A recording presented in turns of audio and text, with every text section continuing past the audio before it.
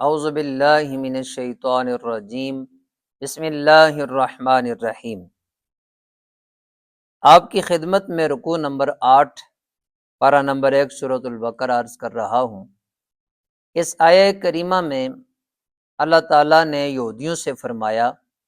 کہ اس وقت کو یاد کرو جب اللہ تعالیٰ نے تم سے وعدہ لیا تھا کہ تم تورات پہ عمل کرو گے اور اس کے احکامات کو مانو گے، اللہ تعالیٰ پر اور آخرت کے دن پر ایمان لاؤ گے، لیکن تم نے اس کے احکامات کو بوجھ سمجھ کر قبول کرنے سے انکار کر دیا، اور حالانکہ تم نے خود التجا کی تھی موسیٰ علیہ السلام سے کہ آپ اللہ تعالیٰ سے کوئی ایسی کتاب لے کر آئیں کہ جس میں قانون شریعت موجود ہو، احکامات موجود ہوں، ہم اس پر عمل کریں گے۔ تو موسیٰ علیہ السلام نے فرمایا تھا کہ ایسا نہ ہو کہ جب کتاب آ جائے تو تم لوگ اس پر عمل کرنے سے عاری ہو جاؤ اور انکار کر دو۔ ان الذین آمنوا، ان الذین بے شک جو لوگ آمنوا ایمان لائے، والذین اور جو ہادو یہودی ہوئے، والنصارى عیسائی ہوئے، والصابئین ستارہ پرست ہوئے، من آمن باللہ من جو آمنا ایمان لائے، باللہ اللہ کے ساتھ، والیوم الآخری اور آخرت کے دن کے ساتھ، وعمل صالحا اور اچھے اور نیک کام کرے، فلہم پس ان کے لیے اجرہم ان کا اجر ہے، عند ربہم ان کے رب کے پاس، ولا خوف علیہم اور نہ ان پر کوئی خوف ہوگا، ولا ہم یحزنون اور نہ وہ کچھ غمگین ہوں گے۔ اب اس آیہ مبارکہ میں بتایا گیا کہ یہودیوں نے اللہ سے کیا ہوا وعدہ توڑ دیا اور انہوں نے اپنے نفس کی پوجا کی اور اللہ کا بھی انکار کر دیا، کتاب کا بھی انکار کر دیا، آخرت کا بھی انکار کر دیا۔ بنی اسرائیل نے اللہ تعالیٰ سے کیا ہوا وعدہ توڑ دیا، اور جبرائیل علیہ السلام نے اگلی آیہ مبارکہ میں بتایا جا رہا ہے کہ جب انہوں نے وعدہ توڑ دیا تو کوئی طور پہاڑ ان کے سروں پر لا کر بلند کر دیا اور ان سے پوچھا کہ جو وعدہ تم نے اللہ سے کیا تھا کہ ہم تورات کو بھی مانیں گے، اللہ کو بھی مانیں گے، اللہ کے نبی کو بھی مانیں گے، آخرت کو بھی مانیں گے، اس وعدے کو پورا کرتے ہو یا نہیں؟ اب جب انہوں نے کوئی طور پہاڑ کو اپنے سروں پہ دیکھا تو فوراً سے اقرار کرنے لگے کہ ہم اس وعدے کو پورا کریں گے۔ اب بظاہر تو صورت لگ رہی ہے کہ اس میں جبر ہوا، لیکن ایسا نہیں تھا۔ جبر کا معنی یہ ہے کہ آپ کسی کو جبراً اسلام میں داخل نہیں کر سکتے۔ ہاں، اگر کوئی بندہ اسلام میں داخل ہو چکا، وہ اللہ پہ ایمان لا چکا، آخرت پر اور انبیاء پر، کتابوں پر ایمان لا چکا ہوا ہے، تو اب اس پر شریعت اسلام دین اپنے احکامات نافذ کرنے کے لیے سختی بھی کرتا ہے۔ اگر یہ سختی نہ ہوتی تو پھر چور کے ہاتھ کاٹنے کا حکم کیوں دیا جاتا، قتل کے بدلے قتل کا حکم کیوں دیا جاتا؟ تو یہ ساری چیزیں جتنی بھی شرعی حدیں ہیں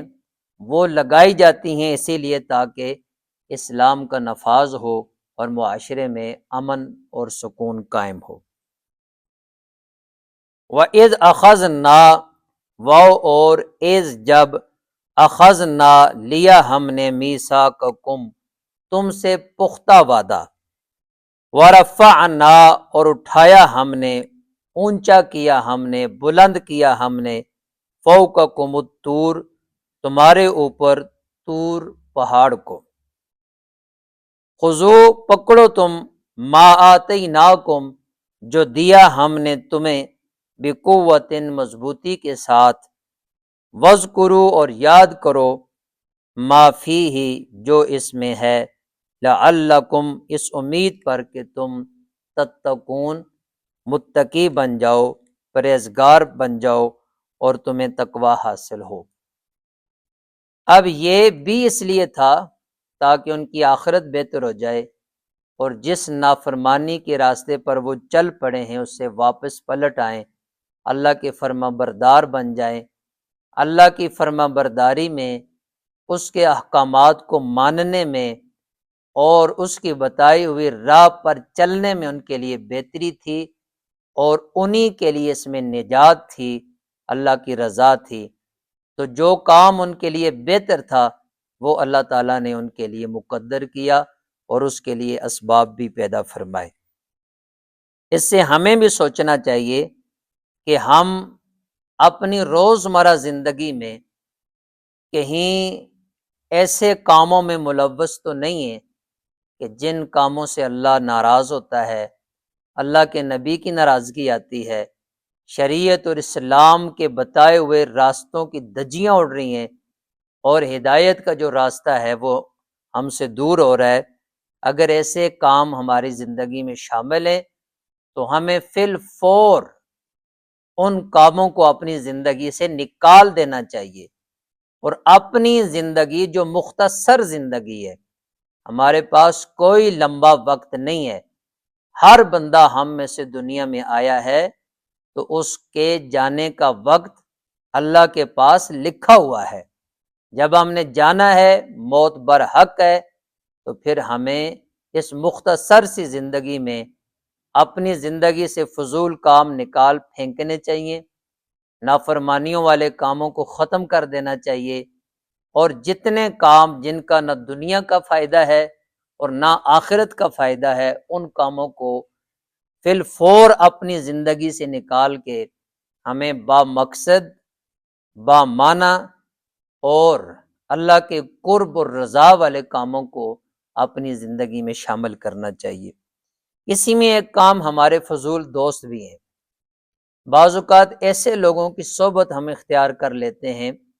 کہ جن کی وجہ سے تحفے میں ہمیں بہت ساری برائیاں مل جاتی ہیں، پھر ہم کبھی اس کا اظہار بھی کر رہے ہوتے ہیں کہ میرے اندر یہ عیب نہ تھا، جب میں دوستوں کے ساتھ بیٹھا ان کی وجہ سے میرے اندر یہ عیب پیدا ہو گیا۔ تو کیوں نہ ایسے دوستوں کو چھوڑ دیا جائے کہ جن کی وجہ سے ہم اللہ سے ہی دور ہو رہے ہیں، دین سے بغاوت کا جذبہ پیدا ہو رہا ہے، اللہ کے نبی سے ہم دور ہو رہے ہیں، ان کی شریعت سے دور ہو رہے ہیں۔ تو اچھے لوگوں کی صحبت کی وجہ سے، اچھے دوستوں کی وجہ سے ہماری دنیا بھی بہتر ہو سکتی ہے اور آخرت بھی بہتر ہو سکتی ہے۔ اچھی صحبت، اچھے دوست تلاش کرنے چاہیے۔ اگلی آیہ مبارکہ ہے ثم تولیتم، ثم پھر، تولیتم پھر گئے تم، من بعد ذالک اس کے بعد۔ کوہ طور پہاڑ سروں پہ بلند ہوا، دوبارہ سے اقرار کیا کہ ہم تورات کو بھی مانیں گے، اللہ کو بھی مانیں گے، ہدایت پر اب قائم رہیں گے، لیکن جب وہ آزمائش ختم ہوئی دوبارہ سے اپنے وعدے سے پھر گئے۔ فلولا فضل اللہ علیکم، فاپس لو اگر لا نہ ہوتا، فضل اللہ اللہ کا فضل، علیکم تمہارے اوپر، ورحمتہ اور اس کی رحمت، لکنتم البتہ ہو جاتے تم، من الخاسرین نقصان اٹھانے والوں میں سے۔ اس رحمت اور فضل سے مراد حضور صلی اللہ علیہ وسلم کی ذات بھی ہو سکتی ہے کہ آپ کی وجہ سے اللہ تعالیٰ نے ان کو توفیق توبہ عطا فرما دی اور جس گمراہی کی طرف وہ جا رہے تھے اس سے رک گئے۔ اس رحمت اور فضل سے مراد توفیق توبہ بھی ہو سکتی ہے کہ انہیں توبہ کی توفیق دے دی، توبہ سے گناہ مٹ جاتے ہیں اور ایک نئی اچھی زندگی کا آغاز ہو جاتا ہے۔ وَلَقَدْ عَلِمْتُمُ الَّذِينَ اعْتَدَوْا مِنْكُمْ، وَلَقَدْ اور البتہ تحقیق، علمتم معلوم کر چکے تم، الذین ان کو جو، نعتدوا حد سے بڑے، منکم تم میں سے، فی السبت ہفتے میں، فقلنا پس ہم نے کہا، لہم ان کے واسطے، کونو ہو جاؤ، قردۃ بندر، خاسئین ذلیل۔ اب اس میں قوم بنی اسرائیل کی ایک اور نافرمانی کا ذکر ہے اور اس پر جو اللہ کا عذاب اترا اس کا ذکر کیا جا رہا ہے۔ اللہ تعالیٰ نے بنی اسرائیل کو مچھلیوں کا شکار کرنے کے لیے باقی دنوں میں اجازت دی، صرف ہفتے والے دن کے لیے فرمایا کہ ہفتے والے دن تم نے اللہ کی عبادت کرنی ہے، شکار نہیں کرنا۔ انہوں نے اللہ کی نافرمانی کی صورت بدل دی۔ یہ ہفتے والے دن جمعے کی شام ہی دریا کے کنارے چھوٹی چھوٹی نالیاں بنا دیتے اور ان کا راستہ چھوٹے چھوٹے گڑھے بنا کر پانی کا رخ اس طرف موڑ دیتے، اور ہفتے کو جب پانی ان چھوٹی چھوٹی نالیوں سے گزر کے گڑھوں میں جاتا تو مچھلیاں ان راستوں کے ذریعے گڑھے میں جا کر بند ہو جاتی۔ ہفتے والے دن یہ ان کو ادھر بند کر دیتے اور اتوار والے دن ان کو پکڑ لیتے، اور اپنے دل کو تسلی دینے کے لیے یہ تحویل باطل کرتے کہ ہم نے شکار ہفتے کو تو نہیں کیا، چونکہ اللہ نے ہفتے کو منع کیا ہوا تھا، ہم نے تو اتوار کو کیا ہے۔ اب یہ باطل تعویل اور اللہ کے حکم کو بدلنے کی وجہ سے، اللہ کی نافرمانی کرنے کی وجہ سے، اللہ کے حکم کے ساتھ سرکشی اور بغاوت کرنے کی وجہ سے اللہ فرماتا ہے میں نے ان پہ عذاب اتارا۔ وہ عذاب کیا تھا؟ ان ساروں کی شکلیں بگاڑ دی گئی، ان کی شکلیں بگڑ گئی۔ اور شکلیں کیسے بگڑی؟ ان کے جو نوجوان تھے ان کو بندر بنا دیا، اور ان کے جو بوڑھے تھے ان کو خنزیر بنا دیا، اور بندر اور خنزیر بن کر ذلت ان پر اللہ تعالیٰ نے ڈال دی۔ اب یہ ہے اللہ کے حکم کو نہ ماننے اور بغاوت کرنے کا نتیجہ۔ تو ہم نے دیکھنا ہے کہ ہم اللہ کے کتنے کتنے حکموں کی نافرمانی کر کے بیٹھے ہوئے ہیں، پھر بھی ہم کھانا آرام سے کھا رہے ہیں، پھر بھی ہمیں نیند سکون سے آ جاتی ہے، پھر بھی ہم اپنے کام کاروبار بزنس میں مصروف ہیں۔ تو اگر ایک حکم کی نافرمانی کی وجہ سے شکلیں بگڑ سکتی ہیں اور انسان سے اللہ نے ایک لمحے میں ان کو بندر بنا دیا، ایک دو بندوں کو نہیں 70,000 بنی اسرائیلیوں کو اللہ نے بندر اور خنزیر بنا دیا اور ان پہ یہ ذلت اتار دی، تو ہمیں بھی غور کرنا چاہیے اور اللہ کے حضور معافی مانگنی چاہیے، توبہ کرنی چاہیے، اور اپنے گناہوں والی زندگی سے رجوع کر کے اللہ کی فرما برداری اور اللہ کی اطاعت، اللہ تعالیٰ کے تقوی، اللہ تعالیٰ کی ذات کے قرب کے لیے کوشش کرنی چاہیے۔ یہ مختصر زندگی ہے، اس نے دوبارہ نہیں ملنا، اس کی قدر کرنی چاہیے۔ فجعلناہا، فاپس جعلناہا، بنایا ہم نے اس کو، نکالا لما بین یدیہا، نکالن عبرت، لما اس کے واسطے، بین یدیہا جو ان کے دونوں ہاتھوں کے درمیان تھا، وما خلفہا اور جو اس کے پیچھے تھا۔ یعنی یہ واقعہ ہم نے ان کے اگلوں کے لیے بھی اور ان کے پچھلوں کے لیے بھی عبرت کا نشان بنا دیا۔ وَمَوْعِظَةً لِّلْمُتَّقِينَ، اور یہ واقعہ پرہیزگاروں کے لیے نصیحت ہے۔ پرہیزگاروں کو بھی کہا گیا تم بھی ڈرتے رہو کہ نیکیاں آج کر رہا ہوں، خاتمہ کیسا ہونا ہے، آج ایمان پہ صبح ہوئی ہے، شام کیسے ہوگی۔ اس لیے جب تک ایمان پر، کلمے پر، دین پر آپ کا خاتمہ نہیں ہو جاتا،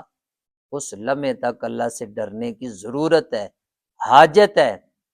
تاکہ ہر وقت آپ کا دشمن شیطان وہ آپ کے ساتھ اس طاق میں لگا ہوا ہے کہ آپ سے دولت ایمان چھین لے۔ ہم نے اس کی حفاظت کرنی ہے اور شیطان کے بتائے ہوئے کاموں سے اپنے آپ کو روک کر اپنے سونے اور سچے رب کے بتائے ہوئے طریقے اور کاموں پر خود کو چلانا ہے۔ وَإِذْ قَالَ مُوسَىٰ لِقَوْمِهِ إِنَّ اللَّهَ يَأْمُرُكُمْ أَن تَذْبَحُوا بَقَرَةً۔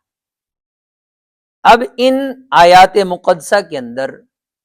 ایک خاص واقعہ کی طرف اشارہ کیا جا رہا ہے، اور وہ واقعہ کیا تھا؟ قوم بنی اسرائیل، ان کے اندر ایک مالدار شخص تھا بنی اسرائیل کا، جس کا نام تھا عامیل۔ اس کو اس کے ایک عزیز نے خفیہ اس کو قتل کر دیا، اور عامیل کو قتل کرنے کے بعد رات کی تاریکی میں، اندھیرے میں دوسرے محلے، دوسرے قوم قبیلے کے پاس جا کر پھینک آیا، اور جب پھینکا دوسرے دن خود ہی اس کے خون بہا کا مطالبہ کرنے لگا، اور اس کے قاتل کے پتہ لگانے کے لیے چیخو پکار کرنے لگا، اور سب سے زیادہ مطالبہ یہی کر رہا تھا جو قاتل تھا۔ اس نے کہا میرے اس عزیز کے قاتل کو بھی تلاش کیا جائے، اور جس نے عامیل کو قتل کیا ہے اس سے خون بہا لے کر مجھے دیا جائے، میں اس کا وارث ہوں۔ اب معاملہ پیچیدہ ہو گیا کہ رات کی تاریکی میں اور اندھیرے میں کسی بندے نے اس کو قتل کیا، اور اب وہ اتنا فاسٹ زمانہ تو تھا نہیں، کیمروں کا انتظام نہیں تھا، اور کچھ ایسا تھا ہی نہیں، کیسے معلوم کیا جائے کہ اس کا قاتل کون ہے؟ اب قوم موسیٰ علیہ السلام کے پاس آئی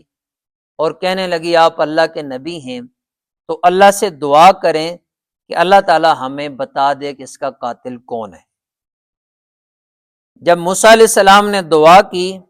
تو اللہ تعالیٰ نے حکم دیا کہ ان سے کہو ایک گائے کو ذبح کریں، اور اس گائے کا کچھ حصہ اس مقتول، جو بندہ قتل ہوا ہے، مرا ہوا ہے، اس کے جسم کے ساتھ ٹچ کریں، اس کے جسم پہ وہ گائے کا حصہ ماریں، تو یہ بندہ زندہ ہو جائے گا، خود اٹھ کر بتا دے گا میرا قاتل کون ہے۔ جب موسیٰ علیہ السلام نے یہ بات کی تو انہیں بڑا تعجب ہوا، کہنے لگے قاتل کا پتہ کرنا ہے تو اب قاتل کی تلاش اور گائے کے ذبح کا آپس میں کوئی جوڑ ملتا نہیں ہے، کوئی مناسبت نہیں ہے۔ قاتل کو تلاش کرنے کے لیے گائے ذبح کریں، پھر اس کو اٹھا کے مردے پہ ماریں، تو یہ کوئی بات آپ ہمارے ساتھ مذاق تو نہیں کر رہے؟ موسیٰ علیہ السلام نے فرمایا میں اس بات سے پناہ مانگتا ہوں کہ تمہارے جیسے جاہلانہ کوئی کام کروں، میں اللہ کا پیغمبر ہوں، نبی ہوں، اور نبی کبھی بھی اس طرح کا کوئی مذاق نہیں کرتے، یہ اللہ کا حکم ہے اور اس کو آپ پورا کریں۔ جب آپ نے اس بات کو انہوں نے سیریس لیا، یہ تو اللہ فرما رہا ہے، تو اب انہوں نے حجتیں شروع کر دی، کہنے لگے موسیٰ اچھا یہ بتائیں وہ گائے کیسی ہو؟ سوال پہ سوال کرتے رہے، تو جوں سوال کرتے تو اللہ تعالیٰ کی بارگاہ میں موسیٰ علیہ السلام عرض کرتے تو قیدیں بڑھتی جاتی۔ مفسرین نے لکھا ہے اگر یہ نافرمانی نہ کرتے، جب اللہ نے فرمایا تھا گائے ذبح کریں، کوئی بھی گائے ذبح کر دیتے اور یہ اس کا حصہ اٹھا کے مقتول پہ مارتے تو اس نے بتا دینا تھا۔ جب انہوں نے زیادہ سوالات کیے، زیادہ سوالات کرنے کی وجہ سے پھنستے چلے گئے اور شرائط اور قیود بڑھتی چلی گئی، پھر آخر ان کو وہی گائے ذبح کرنی پڑی جو آخری جواب میں اللہ تعالیٰ نے ان کے لیے منتخب کی اور ان کو فرمایا۔ اب وہ کیا بات تھی؟ وَإِذْ قَالَ، واو اور از جب، قَالَ فرمایا، موسیٰ علیہ السلام نے، لِقَوْمِهِ اپنی قوم کے واسطے، ان اللہ بے شک اللہ تعالی، یامرکم تمہیں حکم دیتا ہے، ان تذبحوا یہ کہ ذبح کرو تم، بقرۃ ایک گائے۔ قالوا تو انہوں نے کہا، اتتخذون ہزوا کیا آپ ہمارے ساتھ مذاق کر رہے ہیں؟ کیا آپ ہمیں مسخرہ بنا رہے ہیں؟ ایسی بات کر رہے ہیں جو خلاف واقعہ ہے اور جس کی کوئی مناسبت نہیں ہے۔ قال موسیٰ علیہ السلام نے فرمایا، اعوذ باللہ میں پناہ مانگتا ہوں اللہ کی، ان اکون یہ کہ ہو جاؤں میں، من الجاہلین جاہلوں میں سے۔ قالوا ادعوا لنا، قالوا انہوں نے کہا، یعنی قوم بنی اسرائیل نے کہا، ادعوا لنا، آپ دعا کیجئے ہمارے لیے، ربا کا، اپنے رب سے، یبین لنا ما ہی، کہ وہ بیان کر دے ہمارے لیے کہ وہ گائے کیسی ہو۔ قال، آپ نے فرمایا، انہ یقول، بے شک اللہ یہ فرماتا ہے، انہا بقرۃ، وہ ایک ایسی گائے ہے، لا فارد، نہ وہ بوڑھی ہے، ولا بکر، نہ وہ بچیا ہے، نہ بالکل چھوٹی ہے نہ بوڑھی ہے، جوان گائے ہے۔ یہ ایک نئی اور پہلی شرط ان کے لیے قائم ہوگی۔ اب وہ بچی بھی نہیں ذبح کر سکتے، بوڑھی گائے بھی نہیں ذبح کر سکتے۔ اوانم بین ذالک، ان دونوں کے درمیان ہو، نہ بوڑھی ہو نہ بچی ہو، وہ درمیان کی ہو، تو اس کو آپ نے ذبح کرنا ہے۔ ففعلوا، پس کرو تم، ما تؤمرون، جو تمہیں حکم دیا جاتا ہے۔ اب بھی ان کے لیے موقع تھا، سرکشی کرنے کے بجائے، نافرمانی کرنے کے بجائے اللہ کا حکم مان لیتے، اللہ کی بات مان لیتے، اور جیسا اللہ نے فرمایا تھا اس گائے کو ذبح کر دیتے، تو ان کا کام پورا ہو جانا تھا۔ لیکن انہوں نے کیا کہا؟ قالوا ادعوا لنا، قالوا، انہوں نے کہا، ادعوا لنا، آپ دعا کیجیے ہمارے واسطے، ربا کا، اپنے رب سے، یبین لنا، وہ بیان فرما دے ہمارے لیے، ما لونہا، اس گائے کا رنگ کیا ہو، اس گائے کا کیسا رنگ ہو جس کو ہم نے ذبح کرنا ہے، نہ وہ بوڑھی ہو نہ بچیا ہو، جوان ہو، رنگ کیسا ہو، سفید ہو، کالا ہو، گورا ہو، کیسے رنگ کی گائے ہو۔ اب ایک نیا سوال کیا، قال، موسیٰ علیہ السلام نے فرمایا، انہ یقول، بے شک اللہ فرماتا ہے، انہا، بے شک وہ گائے، بقرتن، وہ گائے، صفراء، پیلی رنگ کی ہو، فاقع لونہا، اس کا رنگ خالص ہو، تسر الناظرین، دیکھنے والوں کو خوش کرتا ہو، اتنے صاف اور گہرے رنگ کی وہ گائے ہو، پیلے رنگ کی، دیکھنے والا اسے دیکھتا ہی رہ جائے، اتنی خوبصورت، جاذب نظر اور دلچسپ ہو، اب وہ آپ نے ذبح کرنی ہے۔ قالوا ادعوا لنا، پھر کہنے لگے، انہوں نے کہا، ادعوا لنا، دعا کیجئے ہمارے واسطے، ربا کا، اپنے رب سے، یبین لنا، وہ بیان فرما دے، ما ہی، وہ گائے کیسی ہے، ان البقرہ، بے شک گائے، تشابہ، مشتبہ ہو گئی ہے، علینا، ہمارے اوپر، وَإِنَّا، اور تحقیق ہم، انشاء اللہ، اگر اللہ نے چاہا، لَمُہْتَدُونَ، ضرور ہدایت پانے والے ہوں گے۔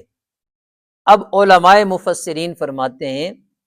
کہ اس حصے میں انہوں نے انشاء اللہ کہا تو اللہ تعالیٰ نے ان پہ یہ سوالات کا سلسلہ ختم کیا، ان کے ہر سوال کا تسلی بخش اور تشفی جواب عنایت فرما کر ان کو ہر طرح کی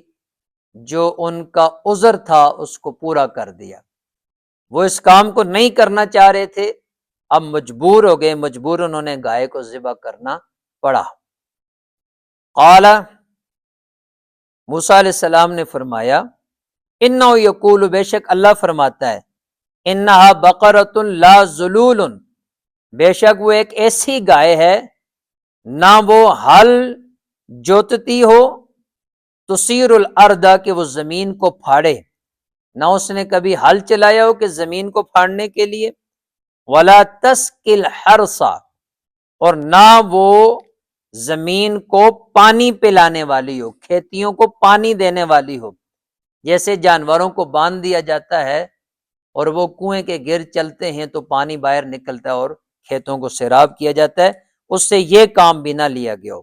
مسلمۃ لا شیۃ فیہا، وہ بالکل سلامت ہو، اس میں کوئی کسی قسم کا داغ بھی نہ ہو۔ قالوا الآن، انہوں نے کہا، اب جئت بالحق، اب آپ حق لے کر آئے ہمارے پاس، اب ہم سمجھ گئے کون سی گائے ہم نے ذبح کرنی ہے۔ فذبحوها، بس انہوں نے اس کو ذبح کیا۔ وما قادوا یفعلون، اور وہ نہ تھے جو وہ کرتے۔ انہوں نے اس کو ذبح کیا اور پھر ان کا مسئلہ حل ہوا۔ تو اس میں جو گائے ذبح کی گئی تو اس میں بتایا جاتا ہے کہ ایک اللہ کے ولی تھے، قوم بنی اسرائیل میں ہی